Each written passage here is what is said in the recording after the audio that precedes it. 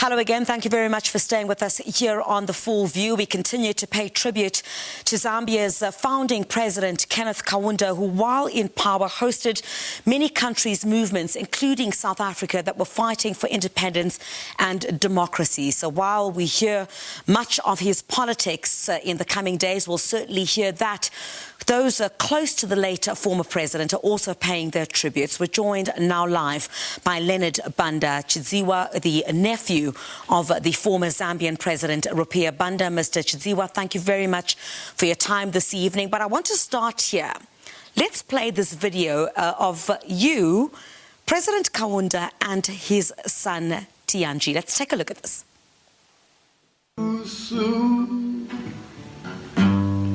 As we watch a begging,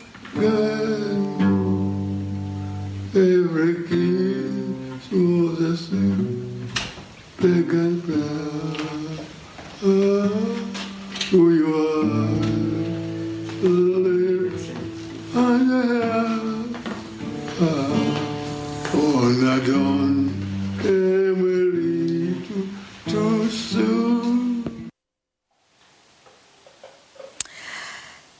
One of the last videos taken by you, Mr. Chidziwa. I understand that today is your birthday. I'm not sure if I should say happy birthday or all the blessings, I guess, would be more appropriate in this instance.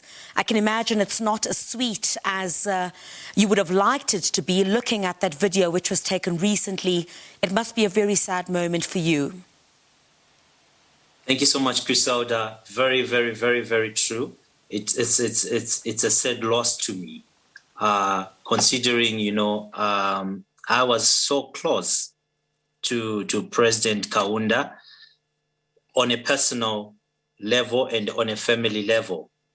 And yes, it's my birthday today, but it's a loss to the African continent and the world to lose such a man. Imagine a few days before my birthday. And I'm grateful that he managed to reach 97, like he always joked with us. The last time I went to see him, he was saying, young man, count my years from the backwards. And I said, what does it mean? He was 96 by then. So we counted from 6 to 9. So he said, I'm still young. I'm 69 years old, you know? And we used to laugh and joke about it. It's a very sad loss. And thank you so much, Griselda, for hosting me here. I mean, what was your relationship like? You know, I know that I think it was in Zimbabwe. You were so close. You've accepted an award on his behalf. I understand. Yes. You are in your late 30s, if my memory serves me well. And I mean, what is it like to be surrounded by such a giant and to learn from someone like him? You know, Griselda, one thing that used to shock me was his humility. He's humble. He was very humble. Whenever you meet him, whenever you're in his presence, you would feel that you are in the presence of somebody who's mighty. You know, in the Bible, God anoints his own. And this man, from my personal view, he was anointed. And from the very first time he tapped me on my head, I tell you, I started interacting with so many high-profile people, not because he introduced me to them, no, but because the grace that was upon him is the same grace, you know, which was following everybody who met Dr. Kaunda, who testified. He was very humble, you know, very down to earth, but considering that he was the African icon, you know, who contributed to so many independence, to so many liberation struggles in Africa, which today, I think from the very start, we started hearing about him, his passing away. You have heard for yourself what people are testifying about him. I mean, you also come from a family of a former president. I mean, you know, what lessons can young people of your generation, my generation, you know, learn from, you know, the leadership style of the late Dr. Kaunda, especially when we look at the continent at the moment and I'm sure we can all agree there are pockets of crises in terms of leadership on the African continent. You know, one thing, Griselda, I want you to know is Africa, we are blessed not only with resources, not only with land, not only with our own, continent, but we have the most educated presidents in the world. But what President Kaunda used to preach was, his motto was one Zambia, one nation. So his wish was to see Africa, unite. Like, that's why you see he was the only founding father alive before his passing away, which I used to brag about it. To say, look, he's the only founding father alive of the African Union. We should make him proud. How do we make him proud?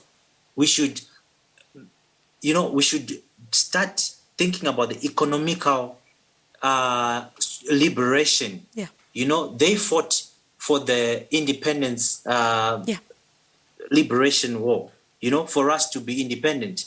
But now our current presidents are working on the economical struggle, which I have seen they are trying their best, to follow what Dr. Kaunda did. Like in Zimbabwe, President Mnangagwa was once under his hands. A lot of presidents, only to mention a few, even in South Africa, were under Dr. Kaunda's hands. Yes. So you can see it for yourself. In our African proverb, they say a tree bears what it resembles.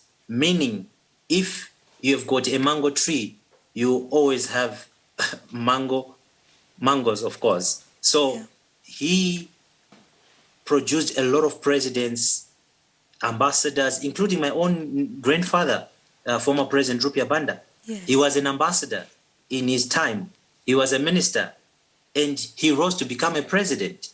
So when you meet with greatness, you become great. So we are really grateful for the life of Dr. Kaunda.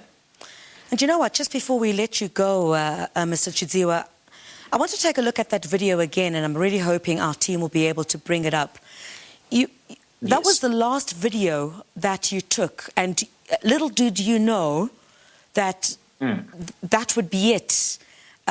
He just opted, I understand, when we spoke earlier, you told me he just opted to play the guitar, how he would, burst into song when his wife would be around. And I can see you just decided, I'm going to record this moment. You didn't know it would be the last. Yes, that's very true, Griselda. Actually, we had gone, I had some colleagues of mine and friends who had come from America, and some of them are from Zimbabwe. And they said, look, we would want to go and do a courtesy to His Excellence. And I called my uncle Tianji Kaunda, and I told him, and he said, no, please feel free, come. And not knowing that was my last moment encountering with him. And from the very first time I heard that he was in hospital, it was not yet on the public domain. Every day, my uncle Tianji Kaunda has been updating me on his condition, and I would always, every minute, send him a message. How is my grandpa?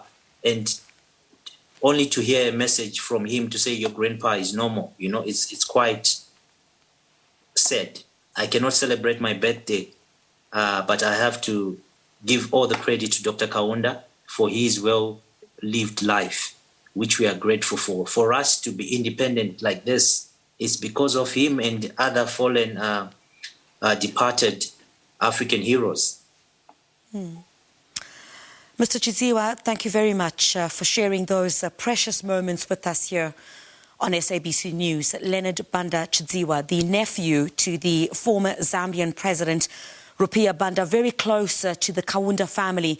You saw that video there, the last video taken when he had visited the late former president of Zambia, Dr. Kenneth Kaunda, not knowing that would have been the last time in terms of the moments, precious moments that he would share with the late founding father. And Many of those moments, of course, will be shared over the next coming days. Thanks indeed for joining us, Mr. Chidziwa. Ethiopia goes to the polls in national elections on Monday, leading the African Union's observer mission. Former